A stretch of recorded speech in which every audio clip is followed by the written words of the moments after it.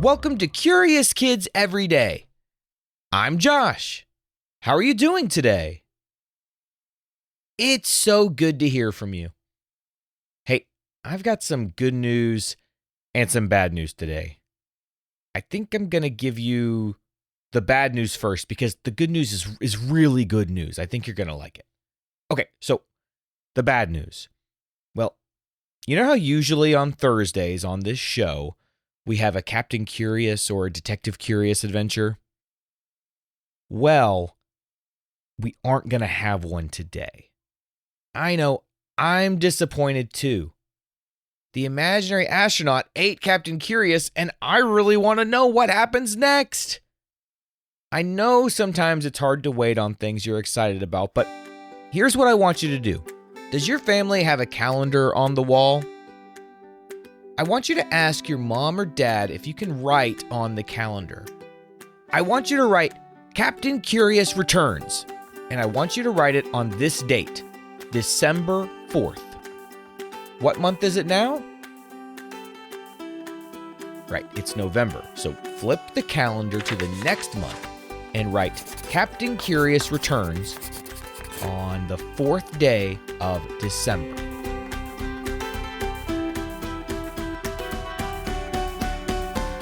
Okay, now that we've done that, I can tell you the really good news. The reason that Captain Curious is taking a little break is because of this. Do you know what this sound is?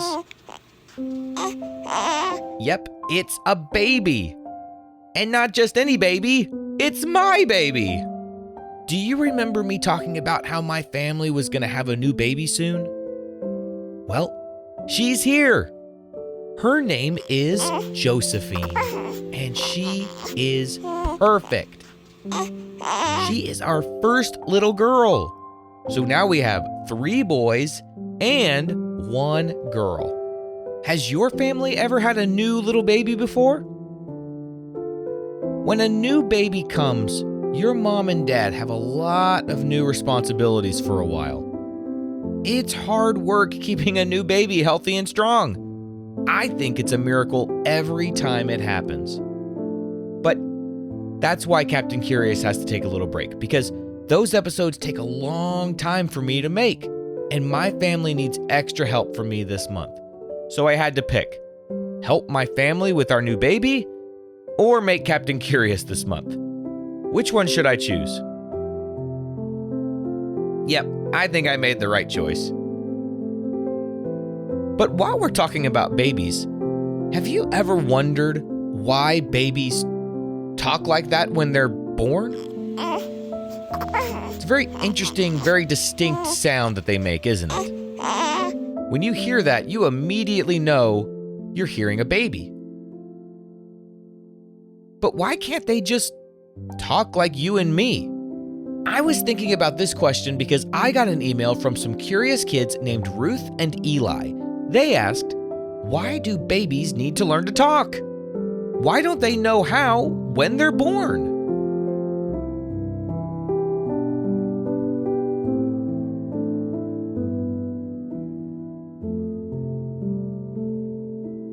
When a baby is born, their brain is already busy getting ready to learn language, way before they can say a single word.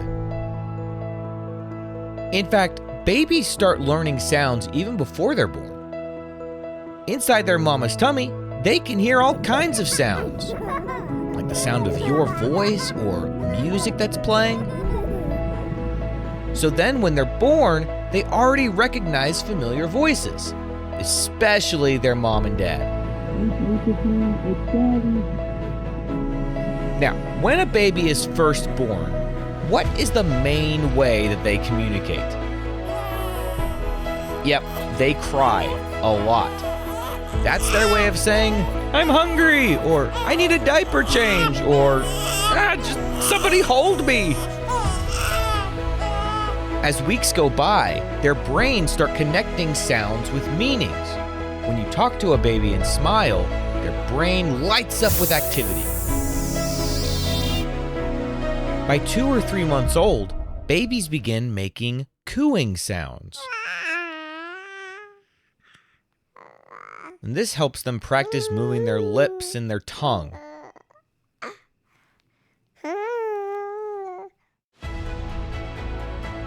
Around 6 months, they start to babble. That's when you hear ba ba da da. They aren't really words yet, but they're big steps towards talking. Babbling helps babies learn how to control their mouths and listen to how others respond. But then something amazing happens. Between 9 and 12 months, babies start realizing that certain sounds mean certain things. If they say, "Mama," and Mama shows up smiling, that sound suddenly means something. By their first birthday, most babies can say 1 or 2 words, but they understand a lot more than they can say. Their brain is soaking up everything: tones, expressions, and even body language.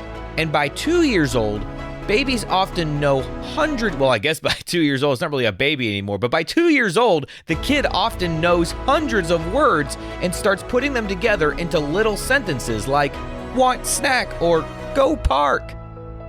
Now, we have a 2-year-old at our house right now. His name is Shiloh. And guess what? This is what he's doing right now. He's starting to put sentences together. Own this. Own. Oh, you want to put the headphones on? Yes. Okay. Here you go. Now what do you want to say? Bye. All done. All done? Okay. And it wasn't too long ago that I started realizing, oh, Shiloh understands a lot more than he can say. So I can have a conversation with him, and maybe he can't quite communicate all that he wants to say with me, but he understands everything I'm saying. Now, here's something really cool. Do you know what helps a baby learn to talk the most? When people talk to them. When you try to have a conversation with the baby, or read a book to the baby, or sing songs, that really helps the baby understand the world around them and the way language works. Babies copy words, but they also learn through connection. They learn by being loved and spoken to. So by the time my 2-year-old Shiloh is 4 years old, like my son Elliot, he'll be sounding like this. This is what a 4-year-old sounds like. Wait a minute, that 4-year-old kind of sounded like the imaginary astronaut. Well, anyway, now you know. When you hear a baby babbling or giggling, you're basically hearing a baby growing. I think it's amazing the way that babies can learn to talk. To me, that just seems impossible. How can you possibly learn all of the thousands, tens of thousands, hundreds of thousands of words in the English language? And it all starts with these little sounds.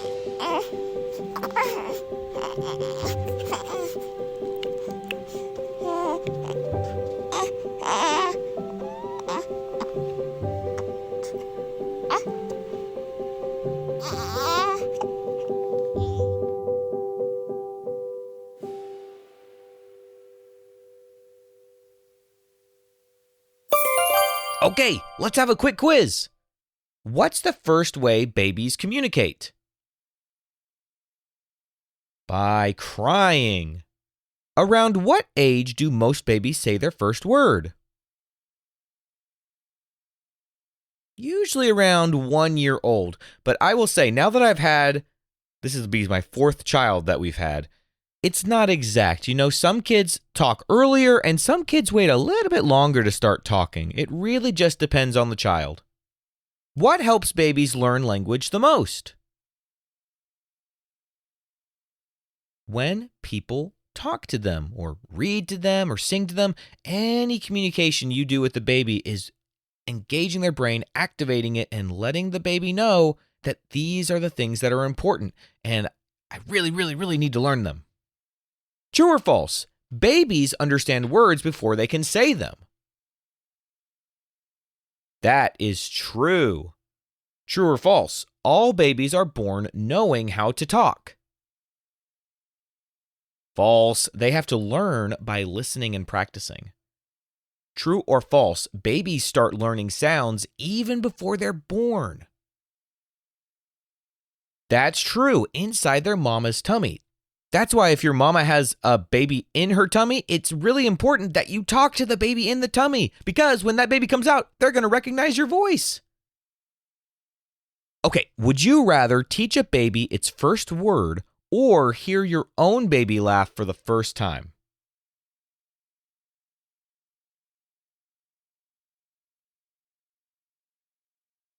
Well, Josephine is not laughing or talking yet, but we've had 3 boys so far, and all 3 of them learned to laugh and to talk already. And I think I'm going to go with laughing, because for the first few months that the baby is here, the baby is just crying and eating. That's really all the baby does. Oh, and sleeping.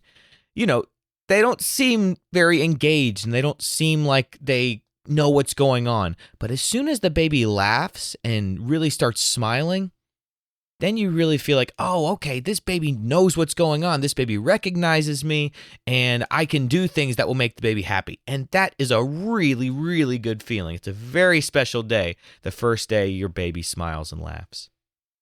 Okay, let's play a couple rounds of What Am I? What am I? Babies use me to make cooing sounds. I help you taste ice cream. I'm inside your mouth and super strong for my size. What am I? That is your tongue.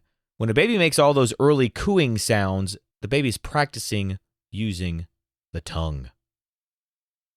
All right, what am I? Babies use me to hear voices. I help your brain learn what sounds mean. And I come in pairs, 1 on each side of your head. What am I?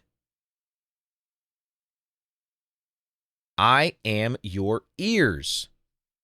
I am so excited to watch Josephine grow, and I'm so excited to see her smile for the first time and laugh for the first time, and I'm really excited to hear her say words for the first time.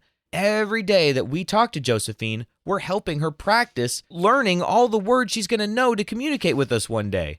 If you have a baby at your house, make sure you talk to them all the time. Tell them everything you're doing. Show them all the different things in the room. Point to the different objects and make them feel included in every conversation. I'm telling you, that is one of the best things you can do to help a baby learn how to talk. What kind of question do you think we'll ask tomorrow on Curious Kids Every Day? I can't wait to find out. So until then, keep asking questions and stay curious, kids. And for all the grown-ups listening, please visit CuriousKidsEveryday.com to get a free printable with activity ideas that don't involve screens. Those are the best kinds of adventures to have. And go to SupportCuriousKids.com if your family wants to join the Curious Kids Club. We've got activity sheets for every new episode of the show. That's SupportCuriousKids.com. See you tomorrow.